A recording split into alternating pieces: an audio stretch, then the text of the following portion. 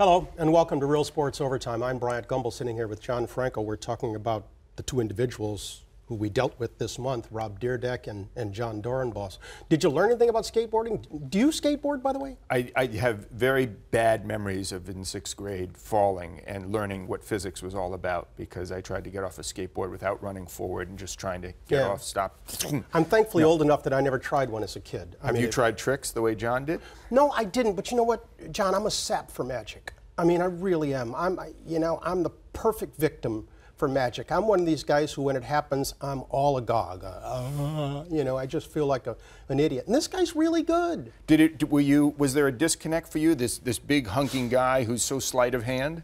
No, you know what? He talks through things like one time I said, well, talk me through a trick. He says, right index over left pinky over right index, back and forth, withdraw, put it through. And I'm thinking, you really think that through? And he says, yeah. He says he will do that motion, one of these motions, for 3 hours on end, just working it, because it's essential to doing the trick. It's like, you got to be kidding me. I'd go nuts. So did he reveal any of his secrets? No. Because magicians never do. No, I didn't. The freakiest thing, his wife, Julie, told us was that early on in their marriage, when he was working on his pickpocketing skills, she got tired of him working on her, so they had a mannequin. They bought a mannequin, and they had a suit made for him, a navy blue suit. So that he could practice? So he could practice, but yeah, he's a fun guy. We didn't get to show all of the tricks. I'm going to show you one right here online. Watch this one. Now this one's not 100%, so if you know what I mean. Just pull one out. Okay. Okay, I want you to show the camera. Okay. Okay. Okay.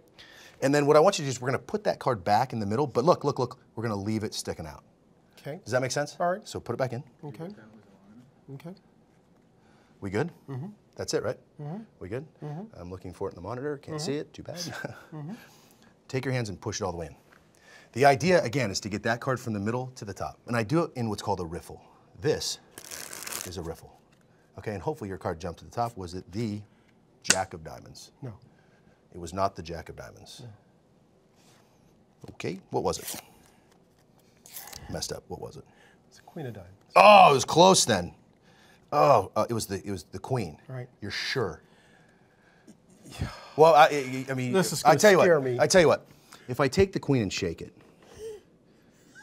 I can get it to turn into that Jack, which is back in one piece. That's the Queen? Well, let's check it out. Let's see if we got it. And hopefully if we turn the pieces over, that Queen will come back for us. Oh, no. 1, 2, 3, 4. And there it is. Now, forgive me again. Were you right or left-handed? Right. Put your right hand out and cover the pieces. Now watch this. Watch. Drop the pieces on my hand. No. No. No. And there we are. Just as good as new, my man. That Queen's back. I know you said in the story that he has no relationship with his father. Yeah. Was there ever a time, especially as he got bigger, that he wanted to literally take it out on that man? No, he's not that kind of guy. He's not a violent guy. Little truth in lending here. We tried contacting his father. His father's out. Mm-hmm. We tried contacting his father. His father never responded. Now, I'll be honest with you, even if he had, I don't know what we'd have done with it. Right. I certainly would not have interviewed him and tried to surprise John. I don't even know if I would have tried to talk John in a meeting with his father. Do you think John would have been upset had you included him in the piece? That's a really good question. I don't know. Those are really good questions. One of the things that I found interesting about the piece is the speed that you mentioned at which he snaps the ball back, because he really is 50 miles an hour. 50 miles an hour. And I remember at practices, they would put these guys on a stopwatch, the guys who are deep snapper. It used to be you just take any old lineman and say, throw it, the guy who could snap or it linebacker best. like you. Yeah, right, yeah, except I didn't know what the heck I was doing. But they literally put these guys on the stopwatch, and it'd be, that was 1.2, that was 1.3. How fast could he get the ball back to the holder? He's evidently really good. He's many times an all-pro over.